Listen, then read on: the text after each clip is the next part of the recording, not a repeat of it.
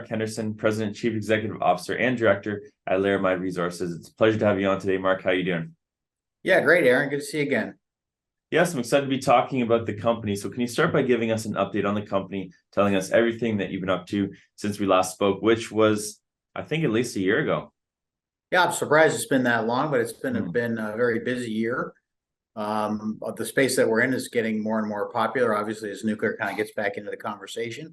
So I think most of the companies like ours, and we're a development stage company, basically building future supply of uranium for nuclear power plants for electricity purposes around the world. And so we've been very busy on our two flagship assets, the one in North America in New Mexico called Church Rock, and also in Australia. We have a large asset called Westmoreland, which is in Queensland in Northern Australia. In the US asset, everything was focused really this year on trying to get the economic picture of that asset out to the marketplace in what's called a PEA, Preliminary Economic Assessment. It basically gives you an idea of what the scale of the project is and the economics of the project and what have you, in order to obviously ultimately raise the money to build it, but also what kind of earnings profile you might expect as the asset gets developed. We had to do some background drilling on that because this is an asset that we basically bought the asset, and so because none of the data was ours, we had to go validate the data. That's just an exercise you have to do in these resource companies, and so that was the first step, and we completed that in February, and then we've been working on this economic study, which should be coming out relatively shortly now. And then moving on to Australia, we've had a very active drill program there this year for the first time in many, many years, because uranium went through a very long bear market, and most companies like ours kind of went quiet for quite a while, but I'd say everything's back firing on all cylinders, and we did a substantial program there with 40 plus drill holes, some of which are just sort of starting to trickle out now. So yeah, we've had a busy year, and more results and more news flow to come here before it's over. But yeah, no, we're definitely getting moving now and getting these projects, visibility on the road to production. Yeah, you've been up to a lot. So the company just closed a $12 million financing. Can you tell us more about this? Why is it so important? And what are your plans for that capital moving forward? Yeah, no, thanks for that question. We just did a financing, which is a little unusual because we're listed in Australia, actually, and have been for some time. We've never really taken advantage of that, and we just decided it was time, with the renewed interest in all things uranium over there as well, that we try and kind of get the trading and the activity going there. There's a lot of fairly active institutions, small institutions, resource-focused institutions there, and so we were able to do a nice equity raise there. With basically small institutions, family offices, and high net worths, and it was very seamless exercise. The whole thing took less than 2 weeks, and they tend to be done at relatively nice terms compared to North America, where oftentimes you end up doing financings with warrants attached and that sort of thing. The tradition in Australia is more to do things at a smallish discount to market, with no warrants or anything like that attached. So we raised 12 million, and we're kind of charged up and ready to go into next year, where we'll have a more substantial program in Australia next year than we did this year, probably with multiple rigs. It's great to have cash in this market. So can you give us an update on your current drill program? So the program we did in Australia was really designed to, first of all, reactivate everything, just be on the ground, dealing with all the locals and all that. We hadn't been there in a long time. When we were developing this program in the last cycle, before everything kind of went pear-shaped, if you will, post-Fukushima, and the nuclear went into a long bear market, we had really focused on developing the asset to the point where people understood what it was, similar to what we're doing now in the US, where you understand the economics. We did a PEA, so we knew what the production profile was and that sort of thing. We have a very large land package there, and we've added to it actually in subsequent years. And we never really focused on the exploration potential because it was already big enough. Like, it's 50+ million pounds. It supports the PEA we did, supports a production profile, between 3 and 5 million pounds a year, which makes it a kind of top 10 global uranium mine if it was in production today.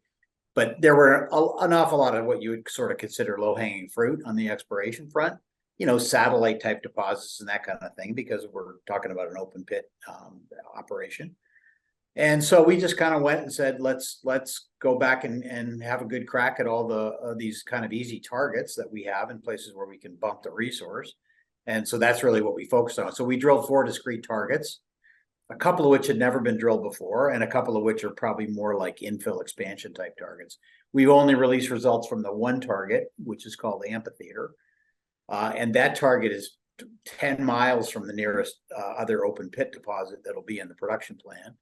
So it gives you a sense of the scale of the asset. That one we've had some success with. It looks quite interesting. I mean, the grades are comparable to what they get in places like Namibia in terms of these open pit operations. 300, 400 ppm kind of thing. And then we have another target that we haven't released any results on yet. That's 8 miles to the east of where the core operation will be. And we know there was holes there previously, and we're kind of building on that, and so we're expecting hopefully some decent results that come out of that as well.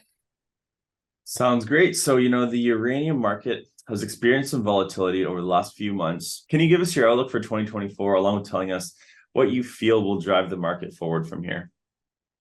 Sure. No, I'd be happy to do that. I think since we spoke last, I'm sure we would have spoken about the underlying thesis, which was why people should have cared about uranium and nuclear power. And I think the nuclear power part is clearly sort of happening now, and you can see it in the headlines that are developing in terms of the number of either pre-existing nuclear nation states, if you will, that had nuclear power that are returning to it or thinking about expanding it. England being the case, one of classic case in point, where they're building this enormous power plant on the southern coast at a place called Hinkley Point. It's the largest construction program in Europe, and it'll supply a big chunk of their power when it opens up in 27. But you've had other expansions, and you've had other life extensions. So one of the other things that really drives the demand is if you have an asset that people thought was going to run for 60 years and they suddenly have 20 more years of life, it needs 20 more years of fuel. So the kick on demand from that is actually much more immediate than a new country deciding they're going to build a nuclear power plant that's probably 6, 7, 8 years away. So you've had a lot of these sort of forces come together, and I think a lot of the people that were watching this trade analytically, I would say it was kind of a deep contrarian type trade, and it was a little frustrating because it took a long time, and people were just going, when is this really going to happen, or is it ever going to happen? And I think those folks have all been validated dramatically now as we've really seen the price take off. And I think you saw sort of a really stealth bull market start to really kick in here in the summer. We went from sort of 45, 50 very quietly, week over week, moving up, and we're at $75 spot now. And it's sort of the utilities who are always the ones saying, nah, there's lots of uranium around, don't worry.